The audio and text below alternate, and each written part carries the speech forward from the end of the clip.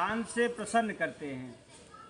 इसमें गेहूं का करवा भर के पूजन किया जाता है और विवाहित लड़कियों के यहाँ चीनी के करवे पीहर में भेजे जाते हैं तथा इनमें निम्नलिखित कहानियाँ सुनकर के चंद्रमा को अर्घ देकर के व्रत को खोला जाता है। कथा एक साहूकार का था, उसके 7 बेटे थे और एक बेटी थी।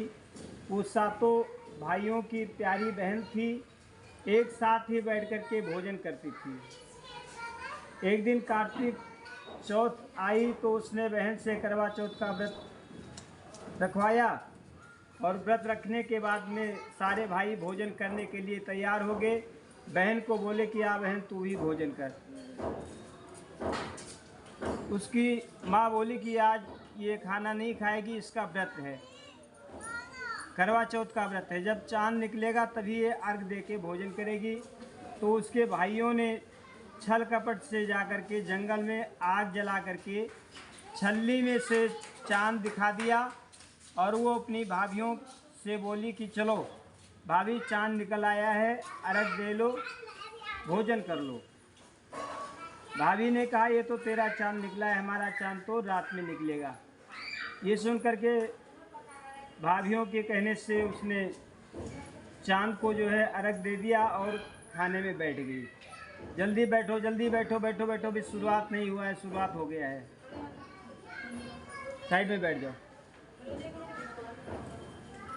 बोल गणेश भगवान की जय। पहला टुकड़ा तोड़ा तो जो है उसमें बाल निकल आया, दूसरा टुकड़ा तोड़ा तो छींक मारी, तीसरा टुकड़ा तोड़ा तो राजा के घर से बुलावा आ गया। राजा का लड़का बीमार है, जल्दी भेजो। माँ ने लड़की के पहनने के लिए 3 बार संदूक खोली, तीनों बार सफ़ेद कपड़े निकले। अब उसके सफ़ेद कपड़े पहन कर ही ससुराल भेज दिया और माँ ने लड़की के पल्ले में एक सोने का टका बांध दिया, सिक्का बांध दिया और बोली कि रास्ते में जो भी मिले पैर पड़ते जाइयो,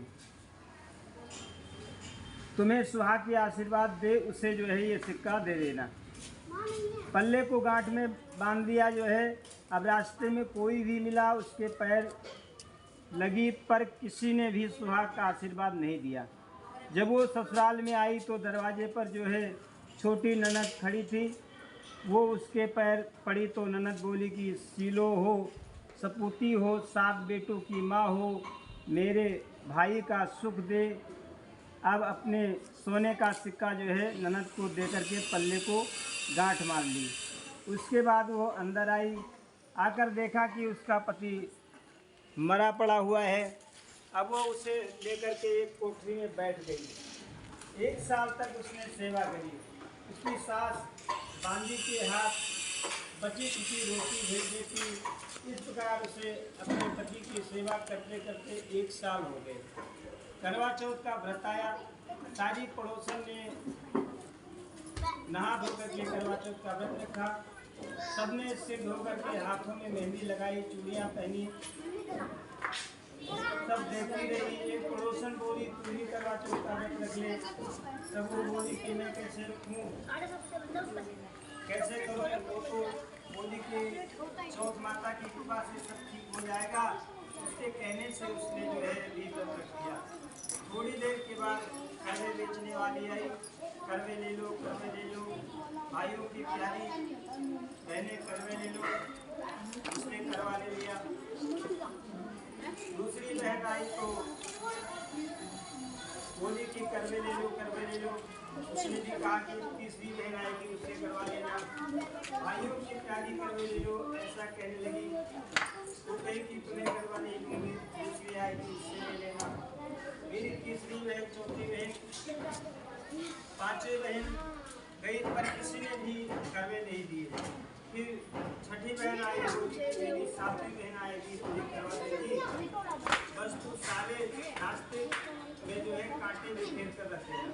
जब वो खूब चिल्लाती हुई आएगी तो उसके पैर में से कांटा चुभ जाएगा तो तुम सुई ले करके बैठ जाना और उसका पैर पकड़ करके छोड़ना मत और उससे पैर का कांटा निकाल देना और वो तेरे आशीर्वाद देगी। भाई जो साई जो जब वो तुझे आशीर्वाद देगी तो तुम उससे करवे ले लेना। जब वो तुझे करवे दे करके जाएगी फिर तू उद्मन करना, इससे तेरा पति अच्छा हो जाएगा। अब उसने वैसा ही किया, सारे रास्ते काटा छाटी तो करवे लेकर खूब चिल्लाती हुई आई। उसका पैर पकड़ करके छोड़ा नहीं उसने और इसका कांटा निकाल दिया तो उसे आशीर्वाद दिया। तब वो बोली, जब तुझे आशीर्वाद दिया है तो करवे ही दे, बोली की क्या तुझे करवे दिए। ये कह करके उसने करवे दे दिए। अब करवे लेकर के उसने उद्मन की तैयारी की, व्रत रखा। राजा का लड़का ठीक हो गया और बोला मैं तो बहुत सोया हुआ था,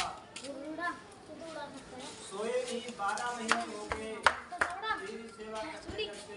फिर उसने चौथ माता का किया, माता का प्रणाम किया। अब उसने चौथ माता की कहानी सुनी और मन किया। अब वो दोनों चौपट खेलने लगे। इतने में उसकी जो है बांदी तेल की जो है पल्ली और गुड़ की डली लेकर आई। दोनों को खेलते देख करके सासू उसे जाकर के बोली कि महलों में तो खूब